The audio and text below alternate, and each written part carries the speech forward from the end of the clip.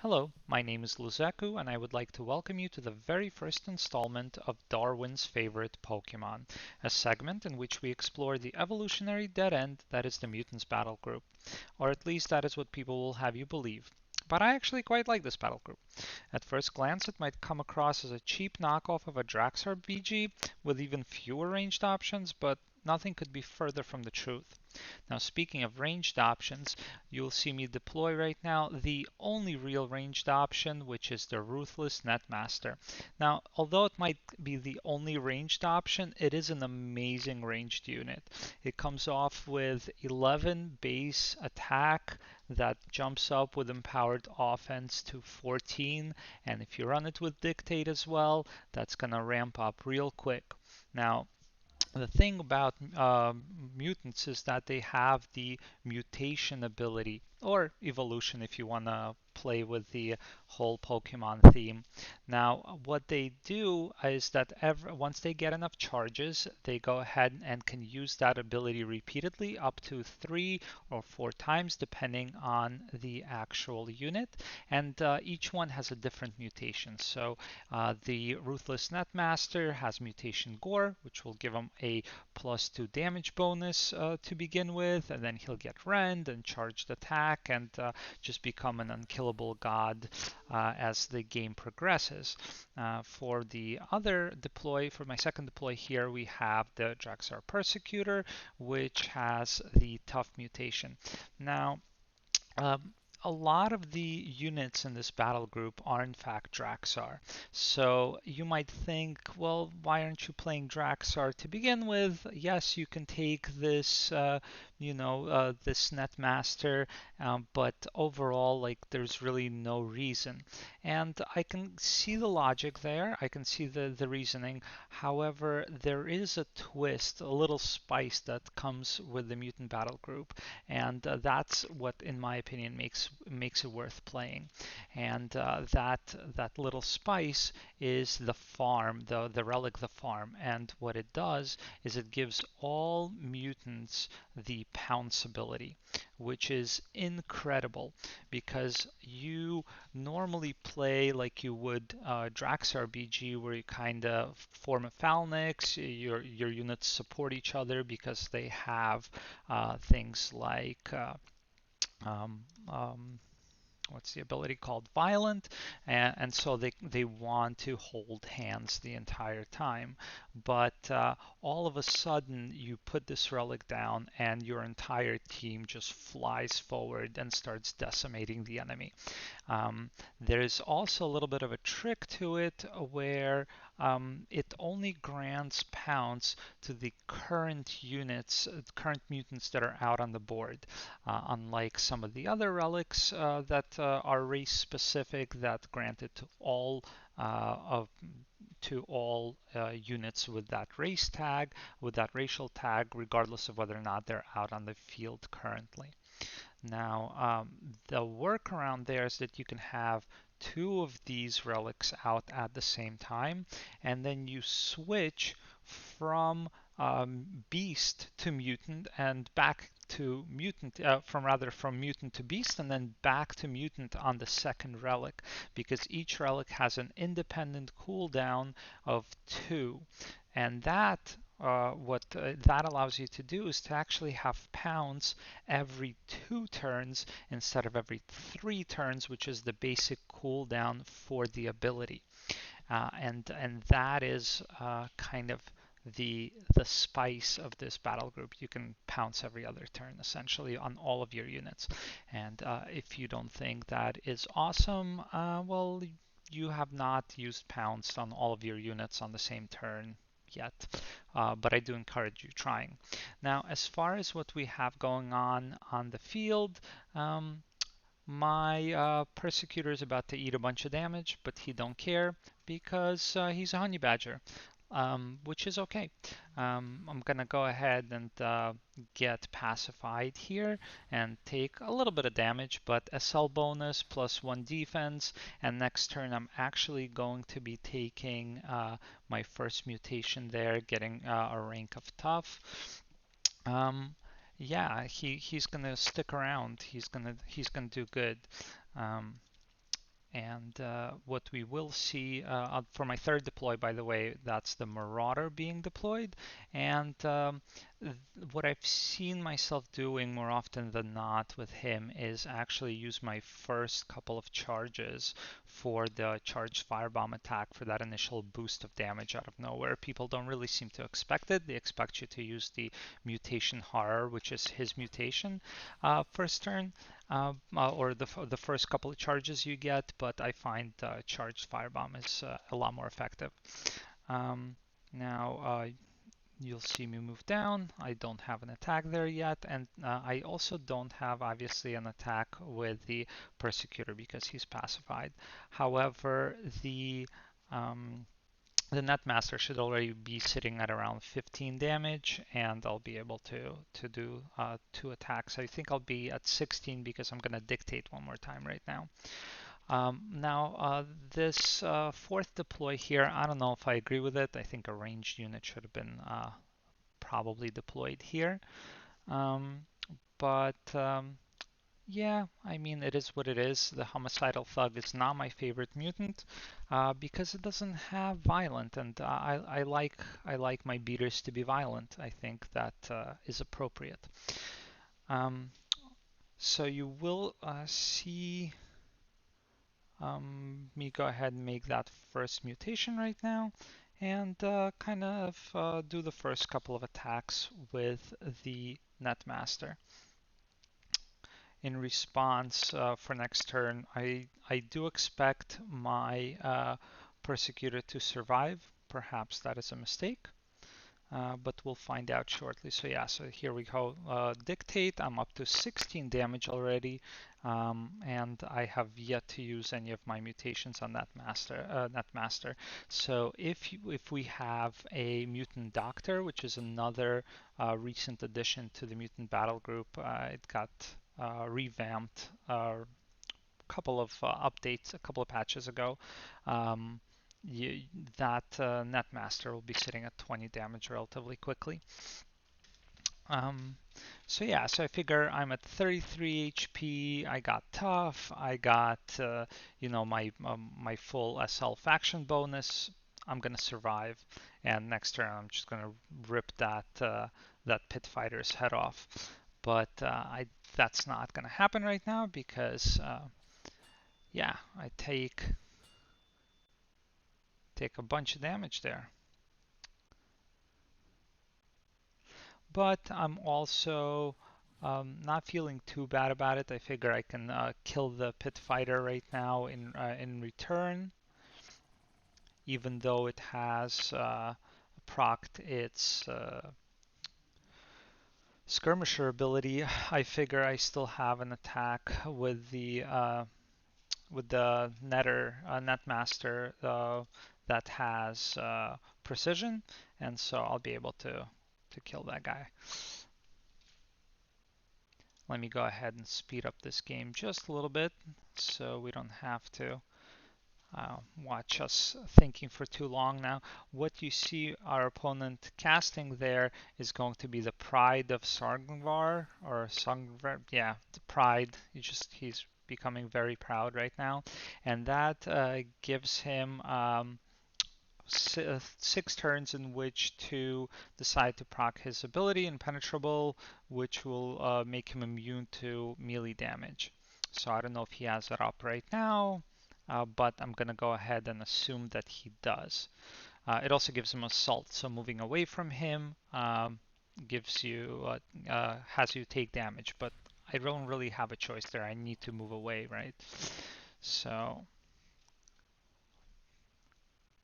I'm gonna go ahead and try to quicken there. And that's right, everybody's favorite spell, Righteous Deflection.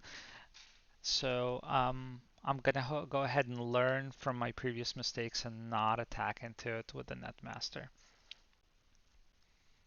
But now I'm kind of deciding what should I do, because I really don't want to lose another unit here. and my Marauder here definitely feels squishy compared to my Persecutor, and he already took damage, so I'm a little concerned. So I'm gonna go ahead and drop that trap there, the Venom trap, in the hopes of blinding the Pit Fighter. Now shield thrown, and the Pit Fighter has the Righteous Deflection on it right now, as well as having the metal cast on it, the equipment put on it. So it's kind of on the expensive side already, right? It's I don't mind spending a few more resources to get it killed. I figure I'm getting my money's worth there. Also, the fact that he's now blinded causes his scrapper not to go off because he can't land a hit, therefore he can't proc it. And most likely, we're hoping, right, that his last turn, he had already procced his impenetrable. So yeah, so here's the miss. And also, if you haven't noticed, he just cast Divinity's Touch on my Netter. Um, which is a choice.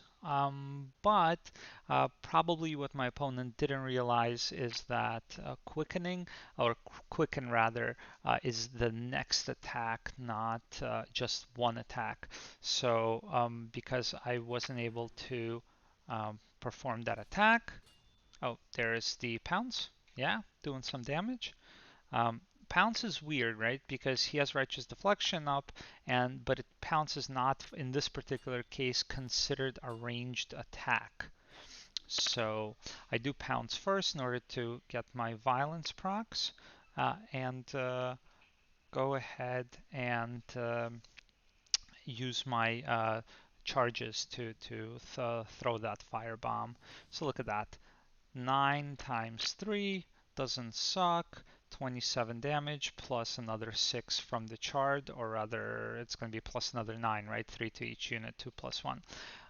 So that's a lot of damage that came out of that guy, out of that Marauder, out of nowhere, right? And now we're 3 units to 3 units. He got a Nora Globe, I got a Nora Globe, but I feel like he spent more Nora on the spells because my relic is gonna hang around for a bit. Now, his relic play there was very, very good, and that's a worthy kill. He does get the kill, but the Nora Globe is kind of safe, I feel like. And so my next play here can kind of appear questionable because I'm really starting to get worried about that range unit of his, right? By the way, the net master is at 14 damage, back to 14 damage, which is going to go up again right now to 15 because my what's called as dictate is up, as well as that mutation. So watch, that mutation brings me up to 16, and then I'm gonna dictate. That's gonna be 17 damage. And you see me move forward here, which is kind of bizarre, right? But with the dictate, I can go ahead and sit on his ranged unit. And now I'm perfectly fine taking a little damage on the Netmaster because SL is just naturally tanky, right? And I'm ensuring that his ranged unit has a harder time doing damage here. So at first glance, it might have been kind of a silly move to throw your ranged unit forward, but I think overall it wasn't too bad. I do put down Snogvi, or however you pronounce that, right? Yeah, Snogvi. Because I don't know what the hell he's gonna do with that the shield holding dude, and so I just don't want him using any special abilities, anything like that. So I take some damage there. I figure at this point, what that means is that his range unit is dead, right? It's at like 13 HP. I'm at 18 damage. Unless there's another Righteous Deflection, I'm pretty much guaranteed that kill. And I think in the melee game, I just do better than him at this point. So let's see what happens. I do proc my Scrapper there. I do kill his ranged unit, although he's guaranteed that Nora Globe, unfortunately. And let's see what. Oh, so I'm considering using the tornado there, but that's not a good idea, of course. And I do use the Draconic Sacrifice. Now, I didn't notice at first here what he did, but yeah, he made my guys awestruck, so I did notice that. Never mind. Look at me. Um, so yeah, so he's coming in to do some big damage, and yeah, it doesn't go through because the Draconic Sacrifice is up. I don't know if that move was to. I guess he was expecting to make the kill there, um, and that's why he moved his shield holding guy away, his support unit away. But now I can basically run away with the Netmaster, which I will happily do. And let's see me do that right now. Yeah. Meanwhile, his double axe wielding barbarian, although I guess that's all of them. The guy barbarian is slowly getting killed uh, by the damage over time. So yeah, so I'm kind of thinking if this is worth it or not. And yeah, for those of you not in the know, it's never worth it against full faction IS to cast damage spells against them. Just silly me, but it is what it is. I think I had other means to get that kill, but it's okay. So yeah, there you go, procking Scrapper. And now this is kind of what what this what the thug is all about, homicidal thug, right? So first you want to use that mutation violence for the first time, getting Berserker 2, but that of course gives you Careless, and then you drop the Rage Band on it to make you unstoppable, and so then you don't suffer the negative effects of it. Now, the the problem, what I was envisioning is that I can keep him because he does have his support unit has um, shatter on it, but I was thinking that I can protect it with the Snogville, because if he moves within range to shatter, he's going to be um, he's going to be care. What's the? Oh my gosh, what is it called when he can't use non-basic attacks? Distracted. There we go. Um, but I didn't move Snogby close enough. So I was thinking about it. I just see if Snogby would have been one space closer would have worked. Oh no, it should be. Yeah, two spaces. So yeah, so I was just one space off. Um, I do lose my my netmaster there, but I think I'm doing okay, right? Because I still have two very strong units. Um, oop, and yeah, he cast another one of the pride spells there, so I can't do any damage.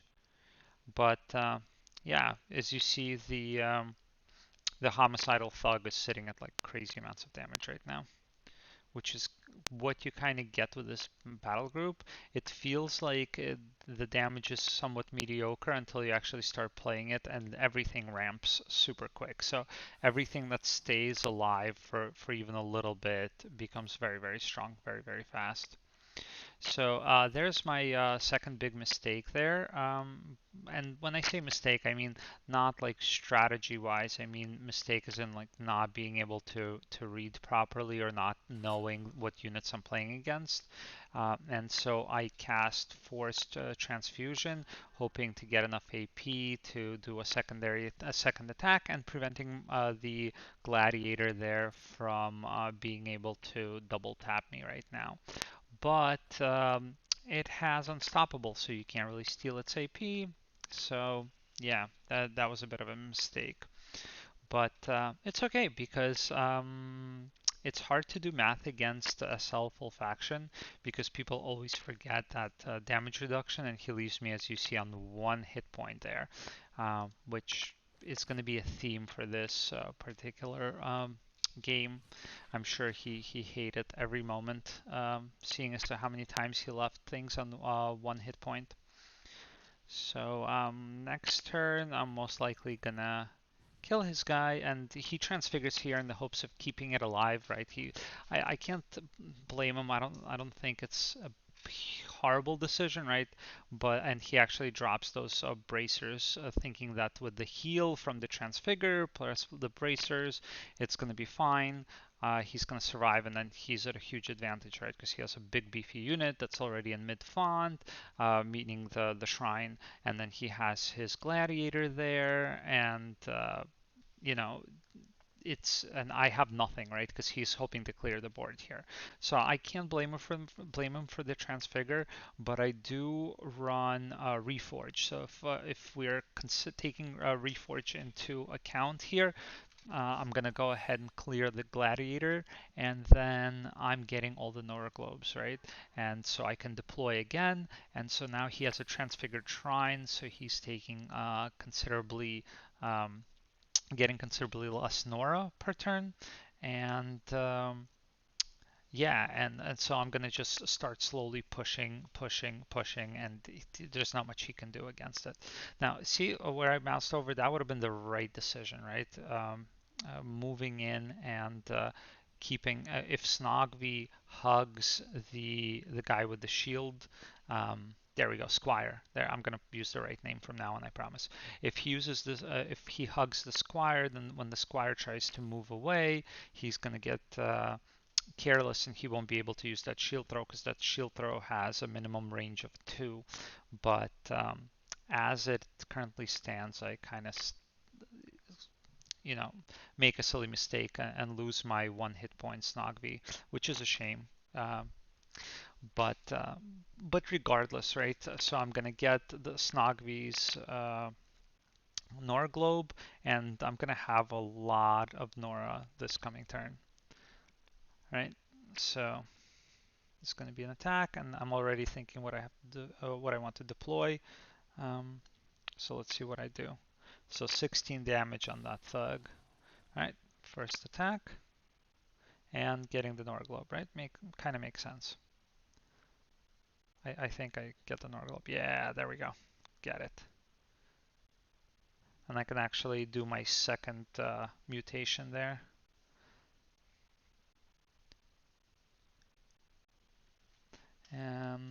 Yeah, so I like to go for another thug. I don't think that's a great idea. Here's another mistake that I do, dropping that venom trap. The idea behind it, of course, is that I'm gonna blind the transfigured avatar. But if you know how this game works, you know that you cannot blind avatars. So he leaves me on one more hit point though, which is great. That's kind of where I want to be, right? Um, the um, the Phalanx marker there gives me just a little bit of a boost in defense that I need to survive that attack. And so yeah, I I start doing silly stuff here because I feel like I'm significantly ahead. So I start instead of deploying, right? Because the easy win here is just to keep deploying, and then you just win. just because you have such a huge Nora advantage. But I don't choose to do that. I go ahead and quickening for some bizarre reason just to kind of pressure that avatar. So I guess it kind of makes sense, right? Because I got to heal a little bit, not that it really mattered, but what it does do is kind of force him, and there you go. So see how I go ahead and give everybody pounce, but yeah, can you pounce transfigured avatars? No, no, you can't. But do I know that? I don't know that. But that's okay. That's okay. Because I don't figure it out until maybe 15 minutes before making this recording, because I actually had to look through this game and uh, figure out what the hell is going on. And the interesting thing, why I wouldn't, and by the way, I think this keeps my guy safe there, right? So take 17 damage, but that's fine. But why I was confused there is because you can definitely pounce shrines, but once they transfigure, then you can't pounce the actual unit, which is strange. But yeah, so I'm considering like, hey, how much more damage can I do? And oh, but I do notice that he's impenetrable this round. Thankfully, I notice. And so I'm just gonna back up a little bit and deploy everybody's favorite ranged unit. I believe we're gonna go ahead and drop that second Nat Master. You really have no choice. You gotta run two of these bad boys. They are, like I said, the only uh, decent range choice for the battle group in Mutants, but they just make up for it by being an amazing unit. So let's see, my opponent does elect to move back, which is understandable. I guess those that quicken with the double tap on his shrine does make him a little bit worried. And so Zidane comes out, my boy here with the big stick, and I can't blame him, right? I have two ranged units, and that guy is immune to I'd rather I have two melee units, and that guy is immune to melee damage. But so yeah, here I haven't learned my lesson, as you will see, and I keep trying to pounce that poor transfigured shrine, but he's just having none of it. He's having none of it, but that's okay.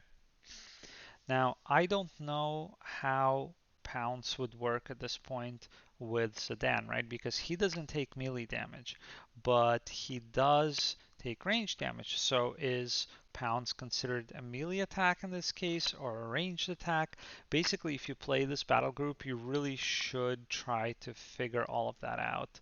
And yeah, so I go ahead and instead of deploying, go ahead and Draconic Sacrifice, hoping to end this game quickly. I figure he's gonna move in, take a hit, gonna run out of AP to move back far enough, and I'm just gonna go ahead and destroy him like with a quickening or something this coming turn.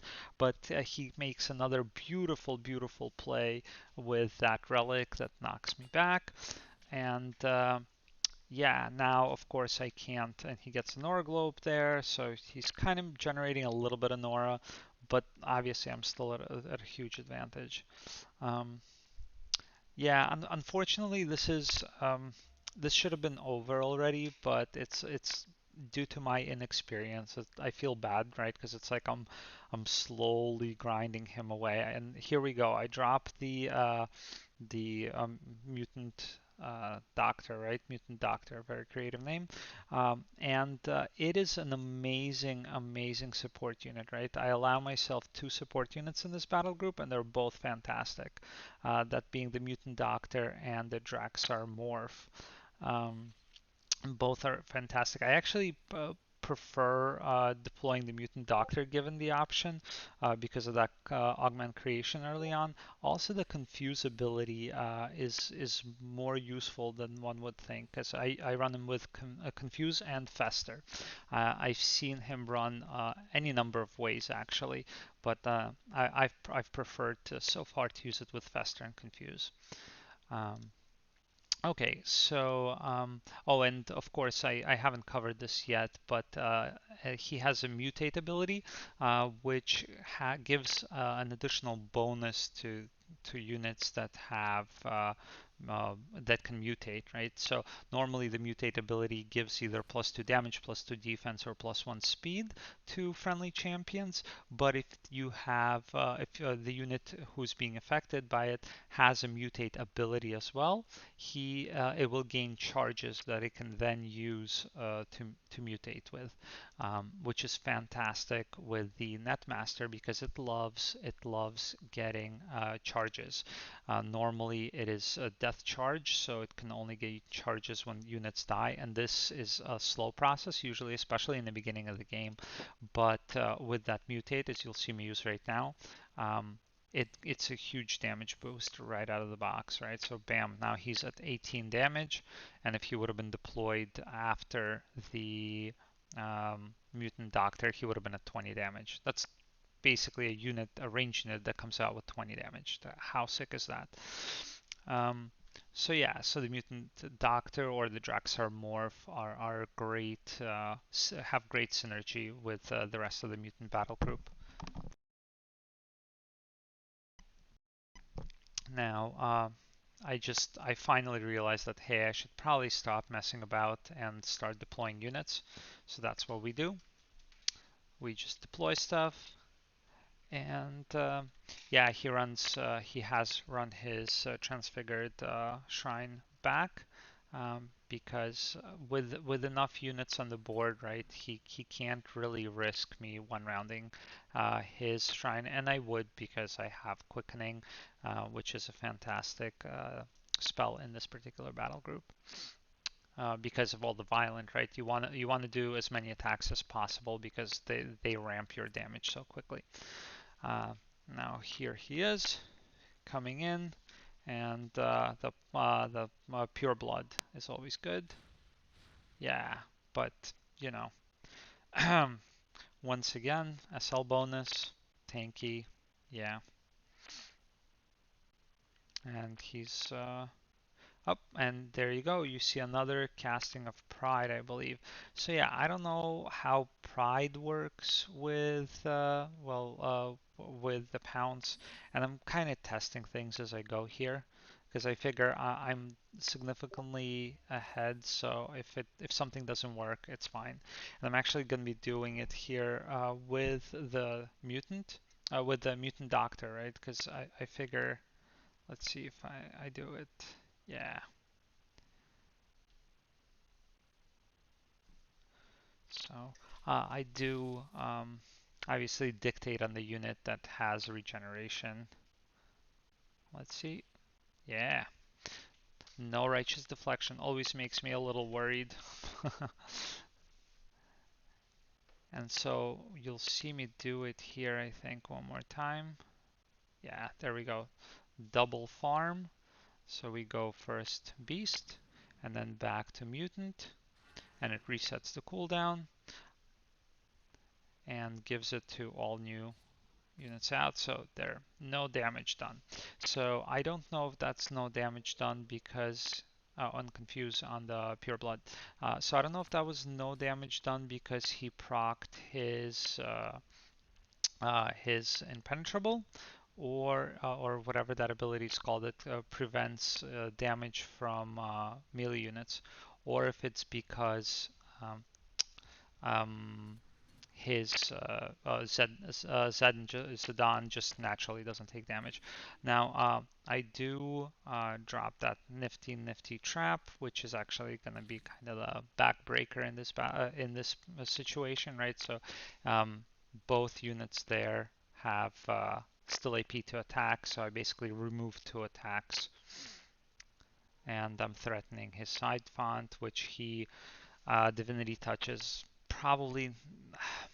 I can kind of see why he did that, right? Because otherwise, if I contest, he has nowhere to deploy, so he has to do it. But it's not a very cost-effective spell in this situation, I feel. So yeah, that range 1/2 coming in handy, and I believe he's gonna call it a game. I would probably kill the yeah. So let's go ahead and end it there. And go ahead and do a bit of that battle tech that I was talking about before. There we go. Sorry for the delay, guys. So yeah, just a quick glance at the battle group. I've made some small changes since the game that we just saw. The main addition was the Totem of the Fallen, which is a fantastic addition, I believe. So we're going to have a quick look at it. The reason why I think it's such a great ability is that it has that base 10 damage. And what that allows you to do is to, you guessed it, pounce, right? So now you have this kind of slower 2x2 unit, which normally has trouble getting into position where it wants to make the most use of its majestic 2 ability. But if you give it pounce, all of a sudden it's exactly where you need it to be all the time, right? It's protecting your major units. You can still throw that acid bomb, you can still blind, you can still mass heal, you can do all of these fantastic things, and has the added benefit of providing that scour rank 1 to your netmasters, right? So netmasters' second mutation is going to be rend. So now they'll have eviscerate and they'll have that scour. So that's like double DOT on top of a very high damage unit. And if you ever find yourself in a game where you're deploying both netmasters at the same time as well as that totem, the Skizik Alliance actually procs, and that's another like cherry on top of the cake, right? So you're looking at like 22 damage on these guys easily. It just gets kind of gnarly. Yeah, as far as the rest of the battle group, nothing really too crazy going on here. So once again, that farm, if we look at it, it has the cooldown of 2 right there, and normally Pounce has a cooldown of 3. So if you invest the 16 aura for both farms, you can start cycling them and giving all of your Draxar Pounce every other turn, which is absolutely fantastic. The units we haven't seen deployed are probably the Mutant Drake here. It's pretty cool. It has a little bit of a sneaky thing you can do with Dragonflight, right? So what you would end up doing is you would deploy it first and maybe deploy the Draxar Morph second because it's also a dragon. By the way, this is also the only non-mutant in the battle group, I believe. But yeah, it is a dragon, so it benefits from that dragon flight. So if you're on a map which has a first like a close shrine within 2, you can go ahead and grab it a turn early. It's a thing to keep in the back of your mind. Another cool thing you can do in this battle group is, of course, that forced transfusion, which you saw me absolutely butcher this game, but that's okay.